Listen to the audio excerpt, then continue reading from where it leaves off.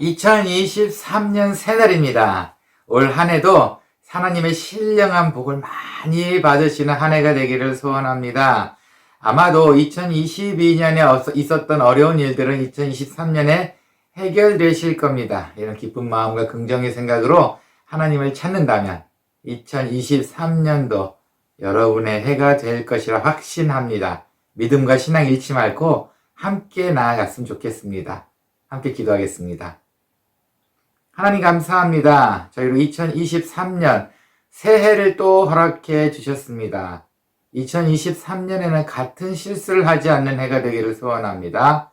더 많이 하나님을 알고 더 많이 하나님과 가까워질 수 있는 한 해가 되기를 소원하오니 2023년도 하나님께서 지켜주시옵소서. 감사합니다. 예수님의 이름으로 기원합니다. 아멘.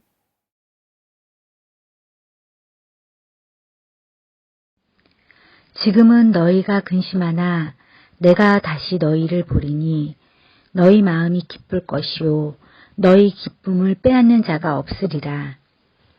사랑과 은혜가 충만하신 하나님 아버지, 거룩하고 복된 주일을 허락하여 주셔서 주님 앞에 예배로 새해를 시작할 수 있게 하여 주심을 감사드립니다. 작년 한 해 전쟁과 코로나, 경기 침체 등 많은 환난과 재난 속에서 저희를 지켜주시고 도와주신 아버지 은혜에 진심으로 감사드립니다. 2023년도 주님의 자비하심으로 은총교회를 지켜주셔서 주님의 품을 떠나지 않고 아버지의 사랑과 은혜 안에서 주님을 믿고 주님을 닮아가는 삶을 살아가는 우리들 되게 하여 주세요. 올해는 저희가 소망하는 모든 것들이 주님의 뜻과 같아 모든 기도가 열매 맺는 한 해가 되도록 소원합니다. 오늘을 허락하신 주님께 감사함을 고백하고 주님을 향한 사랑과 기쁨으로 주님만을 찬양하는 예배가 되게 성령님 함께하여 주시고 주님께 영광 드리는 예배가 되게 하여 주세요. 저희를 말씀으로 양육해 주시는 문성준 목사님, 은혜를 더하여 영육간의 강건함을 주셔서 주님께 더욱더 쓰임받는 주의 종 되게 하여 주시고 말씀을 듣는 우리 변화된 삶을 살아갈 수 있게 성령님 함께하여 주세요. 예수님의 이름으로 기도드립니다. 아멘.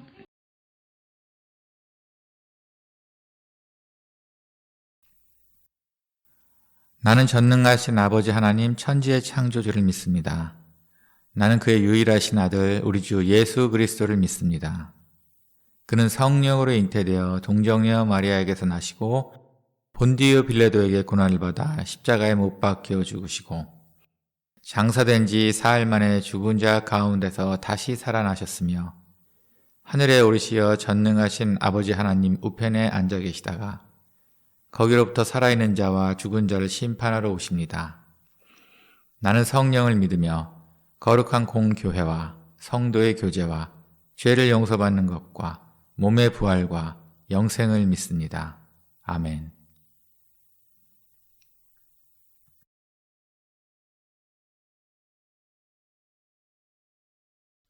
내 영혼아 내 평안함으로 돌아갈지어다. 여호와께서 너를 후대하심이로다.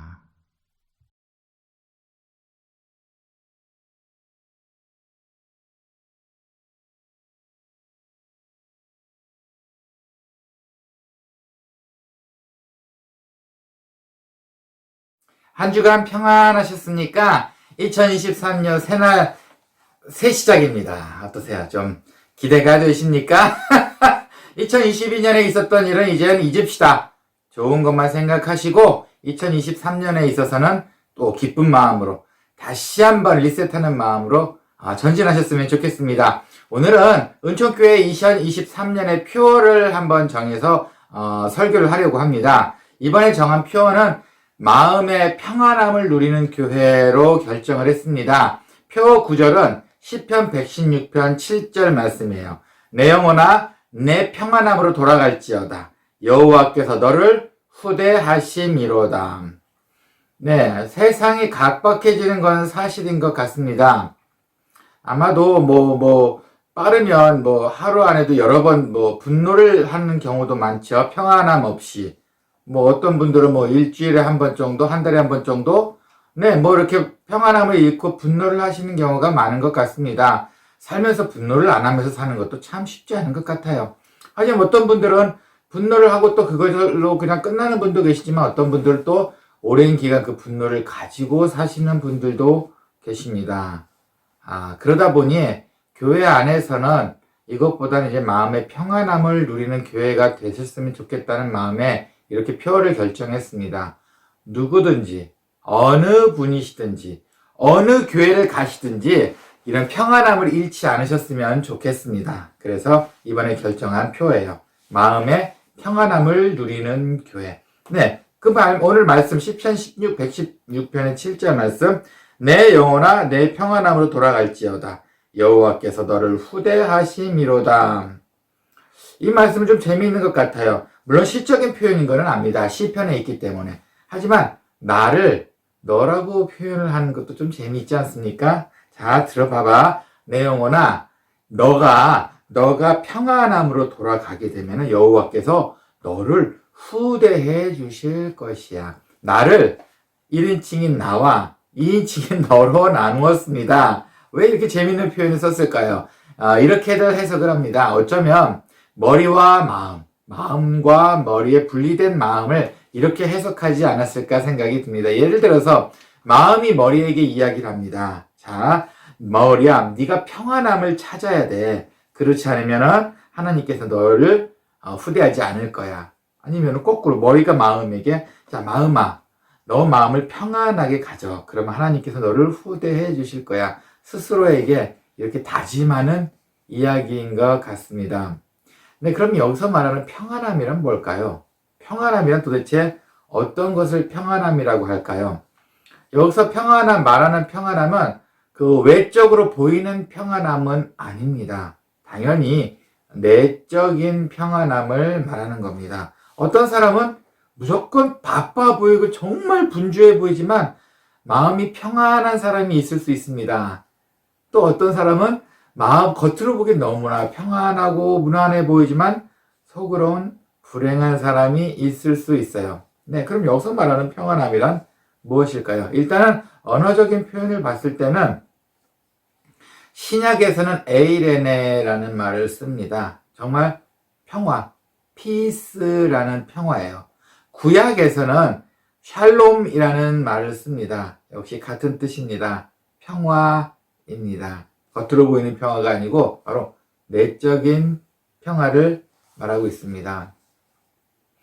예전에 이런 이야기를 한번 들은 적이 있어요. 저희 교회 분 중에 한 분이 이런 말씀하셨어요. 어느 성경 공부를 하다가 갑자기 나온 이야기입니다. 이분이 생각하시기에는 천국은 지옥과 다를 게 하나도 없을 거라는 이야기를 하셨어요. 저를 참 의아하게 했습니다. 왜냐하면 저는 조직신학을 공부했기 때문에 그건 말이 안 되기 때문이에요. 이 세상과 당연히 같지 않을 뿐더러 천국은 영혼들이 있는 곳이기 때문에 우리가 생각하는 것과 많이 다를 거라 생각을 했어요. 그렇게들 학자들이 알고 있습니다. 근데 이 집사님이 이렇게 얘기를 하셨어요. 천국과 지옥은 아마 똑같은 모습일 거예요. 우리가 사람 사는 모습과 비교를 한다면 똑같은 모습, 똑같은 집이 있고 똑같은 나무가 있고 똑같은 거리가 있고 똑같은 사람이 있을 거라 생각합니다.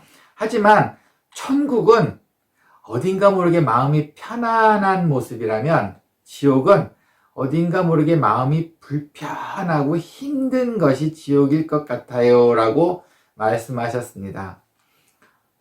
근데 듣고 나서 상당히 놀랐습니다. 조직신학적으로 말이 안 되지만 생각해보니 정말 주는 의미가 깊더군요. 네, 어디에 살도 똑같지만 마음이 평안하면 그곳이 천국이 아닌가요? 그리고 똑같게 살긴 살지만 늘 마음이 불편하고 늘 이웃하고 얼굴 부딪힐까봐 조심해서 시간 가려 나오고 이러면 그것이 바로 지옥과 같지 않을까요? 영화를 보면 이런 것들이 가끔 나옵니다. 가끔 복수하는 영화를 보면은 복수하고 싶은 사람한테 주인공이 억울한 사정이 있다가 결국 복수하는 그날이 다가왔을 때 결국 그 사람을 단칼에 목을 탁 베버리고 시원하게 복수를 하는 경우도 있습니다. 하지만 어떤 영화에서는 좀 더 여운을 남기기 위해서인가요? 그렇게 쉽게 복수를 하지 않더군요. 더 오랜 시간 힘들도록 복수를 하는 그런 영화를 또 본 적이 있어요. 네. 여러분의 생활은 어떠신가요? 가끔 그 생각이 듭니다. 여러분이 살고 있는 것은 바로 천국입니까? 지옥입니까? 그리고 여러분은 과연 하나님께서 주신 축복 속에 살고 있습니까? 아니면 하나님께서 여러분들에게 내리는 그 벌을 하루하루 고통 가운데 버티고 계십니까? 네. 하나님께서는 우리를 벌 주시기 위한 분이 아니십니다. 여러분이 살고 있는 바로 그곳이 천국일 수 있습니다. 마음만 바꾸신다면 말입니다. 2023년 우리 은총교회도 그런 교회가 됐으면 좋겠어요. 교회 안에서 늘 기쁨이 넘치고 교회를 들어오기만 하면 그 평화로움, 평안함을 느끼는 교회가 되었으면 좋겠습니다. 여러분 삶도, 여러분 가정도 평안함을 느끼는 바로 그곳이 되기를 바로 소원합니다. 자, 두 번째입니다. 그러면은 이렇게 평안함을 누리는 방법이, 구체적인 방법이 성경에 있을까요? 네, 이것도 여러 가지로 한번 고민해보고 생각을 해보았어요. 그리고 우리가 있는 상황과 한번 비교도 한번 해보았습니다. 두 가지를 크게 나눌 수 있네요. 마음의 평안함을 누리는 방법 두 가지. 하나는 업무적인 방법입니다. 그냥 공적으로 해야 하는 그 방법. 그리고 두 번째는 감정적인 방법이 있네요. 한번 예를 들어볼까요? 업무적인 방법이라면 이렇게 한번 생각을 해봅시다. 우리가 해낼 수 있고 우리가 해야 하고 이런 것입니다. 잠언서 10장 9절 말씀입니다. 바른 길로 행하는 자는 걸음이 평안하려니와 굽은 길로 행하는 자는 드러나리라. 바른 길로 행하는 자는 걸음이 평안하다고 했습니다.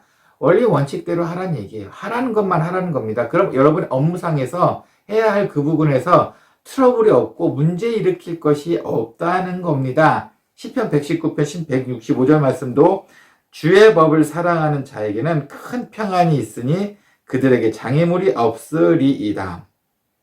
주의 법, 그 법대로, 주의 법대로 사랑하는 자에게는 큰 평안이 있답니다. 그러면 그들에게는 또 장애물이 없다고 말합니다. 해야 할 것을 여러분 하셔야 된다는 이야기입니다. 평안함을 이루는 방법이요. 해야 할 것을 당연히 하셔야 된다는 겁니다. 저희 교회 청년 중에 한 명하고 지난주에 잠시 이야기를 나눴어요. 이 청년은 그 판매직을 하고 있는 청년이에요. 그러니까 많은 사람들이 와서 그에게 이야기를 하고 물건을 팔아야 됩니다. 그런데 물건의 종류가 너무 여러 가지다 보니까 이 친구는 꼼꼼히 물어볼 수밖에 없어요. 왜냐하면 실수를 안 해야 하기 때문에. 그리고 행여나 뭔가가 너무 여러 가지 성격의 손님이 오기 때문에 만약에 무슨 문제가 생겼으면은 법대로 할 수밖에 없습니다. 처음에 고지된 명시대로 일을 할 수밖에 없습니다. 그래야 선이 확실하고 끝맺음이 깨끗하기 때문이에요. 저 사람이 왔을 때 막 따지고 들어도 아니야, 이건 원리 원칙이 이거야 라고 말했을 때는 조금은 감정이 상할 수 있지만 그래도 원리 원칙대로 깨끗이 끝날 수 있습니다. 일을 엉성하게 해놓거나 불법으로 했을 때는 당연히 일이 더 커지겠죠. 근데 그것이 바로 그 업무적인 방법의 해결책, 평안함을 찾는 방법입니다. 법대로, 원리 원칙대로 그렇게 하는 것. 네. 그리고 두 번째로는 하지만 모든 일이 이렇게 될 수만은 없었어요. 감정적인 부분도 있습니다. 예를 들어 이런 거예요. 업무적인 것은 법대로 하긴 하겠지만 이웃과의 관계 중에서, 친구와의 관계 중에서 아니 괜히 그냥 기분이 나빠지거나 평안함을 잃을 때가 있습니다. 말 한마디 잘못된 건 아닌데 듣고 나니까 내 상황이 안 좋은지 짜증이 나기 시작을 해요. 그럼 평안함이 무너지게 되죠. 그럴 때는 아무래도 더 큰 것을 바라보는 것이 어떨까요? 우리를 분노하게 하는 것은 1억이 아니고 가끔 거짓말하는 100란드, 10,000원이라는 것을 생각해 보시면 어떨까요? 우리는 1억을 잃지 않았는데 나로 기분 나쁘게 하는 건 그 거짓말한 10,000원짜리 한 장이라는 것. 더 큰 것을 바라보면 어떨까요? 아직 1억은 남아있다는 겁니다. 얼마 전에 있었던 일이에요. 제 이웃의 손님들이 오셨는데 아마 저희 마당 쪽에다가 주차를 해놓은 것 같아요. 그것도 한쪽 다리를 저희 마당에 올려놓고 한쪽 다리는 아스팔트 단위로 그렇게 삐뚤하게 이제 공간이 없어서 그랬던 것 같아요. 그런데 저희 집 이렇게 가드는 풀이 있는 것이 아니고 조그만 자갈들을 깔아 놓았습니다. 남아공에서 많이 하는 스타일 중에 하나예요. 근데 그 조그만 자갈들을 깔아놨는데 문제는 이렇게 차들이, 큰 차들이, 사륜구동 같은 차들이 옆으로 딱 불법해 놓고 한번 자기네가 우웅 하고 움직이면은 그 저희가 깔아놓은 자갈들이 빡 하고 뿌려집니다. 길거리에. 그럼 저희 집 마루에도 뿌려질 때가 있고 아스팔트에도 뿌려지게 있고 생각보다 엊그제는 많이 뿌려졌어요. 그 차가 이제 그 차는 가고 없고 제가 그 모습을 봤죠. 지나가던 차가 그 돌을 잘못 밟으면 그 돌이 또 날아다녀서 남의 차를 깨거나 창문을 깰 수 있는 그런 상황이 되었습니다. 짜증이 났어요. 이거는 참 어떻게 참 따질 수도 없고 누가 그런지도 모르고 분명히 흔적은 남아있는데 그러고 나서 제가 빗자루로 한 3, 40분 열심히 쓸었습니다. 오랜만에 해서 그런가요? 온몸이 뻐근했습니다. 좀 짜증이 많이 났었어요. 그런데 그걸 치우고 나서 들어오면서 제가 이런 생각을 했습니다. 생각해보니 최근에 하나님 신년에는 제가 좀 살 좀 빼려고 합니다. 운동 좀 한번 해볼게요. 라고 기도한 적이 있었어요. 그래서 운동했습니다. 그 덕에. 그걸로 또 제 분노함을 가라앉히고 평안함을 찾았습니다. 그거 3, 40분 동안 뻘뻘 흘리고 그 돌들을 치우는데 운동 잘했습니다. 이렇게 넘어갑시다. 좀 더 큰 것을 봅시다. 작은 걸 보지 말고 10,000원짜리의 분노함을 보지 말고 아직 내 저장되어 있는 1억에 대해서 기쁨을 생각합시다. 작은 내 몸의 상처를 생각하지 마시고 살아있는 내 목숨에 이 목숨을 주신 하나님께 감사를 합시다. 이런 감정적인 방법이 있었습니다. 네, 신앙생활도 마찬가지입니다. 우리가 신앙생활 하는 거에도 업무적인 방법과 감정적인 방법으로 평안함을 누리는 방법이 있어요. 업무적인 방법은 이겁니다. 하나님께서 하라는 것을 하라는 겁니다. 기도, 말씀 보기, 헌금하기, 봉사하기. 하라는 것을 하시면 마음이 평안함이 옵니다. 그럼 감정적인 것은 어떻게 해야 될까요? 주신 은혜를 생각하고 더 큰 상급을, 미래에 주실 상급을 바라본다면 이런 감정적인 평안함도 누릴 수 있을 겁니다. 2023년 그런 기회가 되었으면 좋겠습니다. 공의와 정의가 흐르지만 실수에 있어서, 작은 일에 있어서는 사랑으로 감싸주는 그런 교회, 그런 여러분의 가정이 되었으면 좋겠습니다. 네, 그리고 세 번째 말씀입니다. 그러면은 이렇게 하면은 저희에게 후대를 해주신다고 합니다. 이 후대를 하다는 것은 좋게 해준다는 거예요. be good. 그러니까 좋게 해주신다는 겁니다. 영혼이 평안함으로 돌아가면은 하나님께서 너를 좋게 해주실 거야. 잘되게 해주실 거야. 결국 오늘 말씀을 잠깐 이제 순서를 바꿔서 보면 이렇게 되네요. 조금 생각을 바꿔보는 것이 어떨까요? 평안해지는 것과 복을 받는 것, 축복을 받는 것, 과연 어느 것이 우선일까요? 네, 지난 주일에 마당교회에서 크리스마스 행사를 했어요. 저희 가족이 400개의 묶음을 만들어서 선물 포장, 선물 비닐 안에다 여러 개를 집어넣어가지고 아이들이 먹기 좋아하고 물론 어른들도 좋아합니다. 그런 선물 패키지를 만들어서 400개를 마당교회에서 크리스마스 선물로 나누어 주었습니다. 그런데 제가 이제 교회를 도착했을 때, 이제 미리 도착해서 이제 있으면 아이들이 막 몰려 들어옵니다. 오늘 크리스마스다. 마당교회에서 선물 준다. 이걸 알고 있어요. 그런데, 그러더니 오면은 저희 조그만 아이가 저희 가서 미스터 함은 오늘 우리에게 선물 줄 거야? 선물 줄 거지? 이야, 선물 준대! 라고 기쁨으로 들어온 아이가 있습니다. 이 아이와 또 하나는, 선물을 보고 결정을 할 거야. 네가 나한테 무슨 선물 주는지 보여줘봐. 그럼 내가 기뻐할지 안 기뻐할지 결정을 할게. 이런 아이가 있어요. 자, 제 입장에서는 어떨까요? 제 입장에서는 선물을 주고 싶은 마음으로 마당교회를 갑니다. 그러다 보니까 선물을 놓고 기대를 하고 온 아이들이 있으면 이런 생각을 합니다. 선물이 너무 초라한가? 얘한테 2개씩 줘야 되나? 라는 생각을 하게 돼요. 하지만 선물 한번 줘봐. 보고 나서 결정할게. 이런 아이들이 있으면 선물을 빼고 싶습니다. 하나만 주고 싶어요. 야, 네. 할 수 없이 그런 생각이 듭니다. 하나님도 그런 생각 드시지 않으실까라는 생각이 듭니다. 여러분, 평안한 마음을 가지고 기쁜 마음으로 하나님을 만난다면 오히려 하나님께서 내가 준 평안이 너무 작은가? 내가 줄 선물이 너무 작은가? 더 주고 싶네? 더 줘야 하나? 라는 생각을 하시지 않을까요? 선물 한번 줘보십시오. 하나님, 그러면 제가 평안할지 안 평안할지 제가 결정하겠습니다. 야, 하나님께서 과연 이런 분들에게 어떤 선물을 주실까요? 오늘의 말씀엔 어순이 그렇게 되어 있습니다. 평안한 게 우선입니다. 평안하게 되면은, 그렇게 되면은 하나님이 주신 축복, 그리고 하나님이 주실 축복이 보인다는 겁니다. 축복을 한번 줘보십시오. 그러면 제가 한번 기쁠지 슬플지 평안할지 결정하겠습니다. 이런 분들한테는 평생 그 마음속에 평안함이 있을 수가 없습니다. 2023년입니다. 은총교회를 들어오시는 모든 분들에게 이러한 평안함이 있었으면 좋겠습니다. 이 평안함을 통해 받은 축복과 받을 축복의 즐거움을 받는 그런 모든 분들이 되셨으면 좋겠습니다. 여러분의 가정에도 2023년에 평안함이 늘 함께 하시기를 소원합니다. 그래서 하나님이 주신 축복과 주실 축복을 만끽하는 그런 여러분의 가정이 되기를 간절히 소원합니다. 함께 기도하겠습니다. 하나님 감사합니다. 저희 마음에 늘 평안함이 있기를 소원합니다.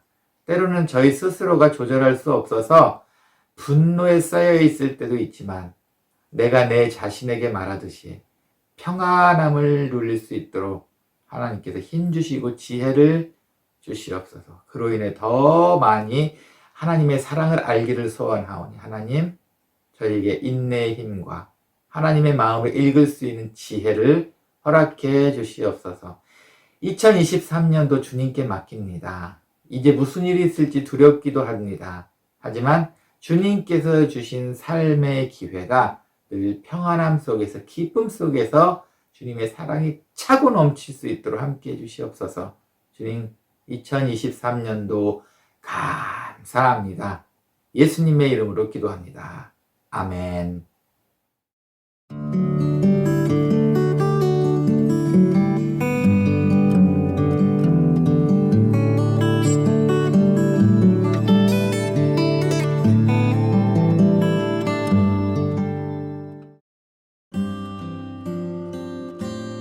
교회 소식입니다. 새해에도 하나님의 신령한 복 많이 받으시기를 소원합니다. 오늘 예배 후 식탁교제가 있습니다. 신년 감사 특별 헌금 시간이 있습니다. 이번 주 생일 최울규 집사, 다음 주기도 우지영 집사, 이번 한 주도 평안함을 누리는 한 주 되시기를 소원합니다. 들으신 봉헌을 위해 함께 기도하고 축도로 예배 마치겠습니다. 주님 감사합니다. 새해 또 주님께 봉헌할 수 있는 기회를 주셨습니다.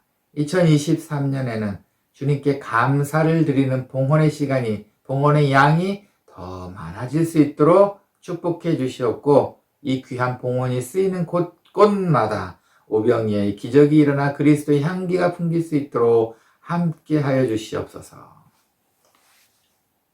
이제는 주 예수 그리스도의 은혜와 하나님의 사랑과 성령의 감화 감동 교통하심이 2023년 평안함으로 시작하여 하나님을 만나기를 소원하는 사랑하는 모든 분들 머리 위에, 그리고 이젠 주신 축복, 주실 축복을 기대하며 기쁨으로 살아가기를 소원하는 사랑하는 모든 분들 머리 위에, 그리고 이 인터넷 방송을 통해 하나님을 조금이라도 더 알게 되기를 소원하는 사랑하는 모든 분들 머리 위에 이제로부터 영원히 함께 있을지어다.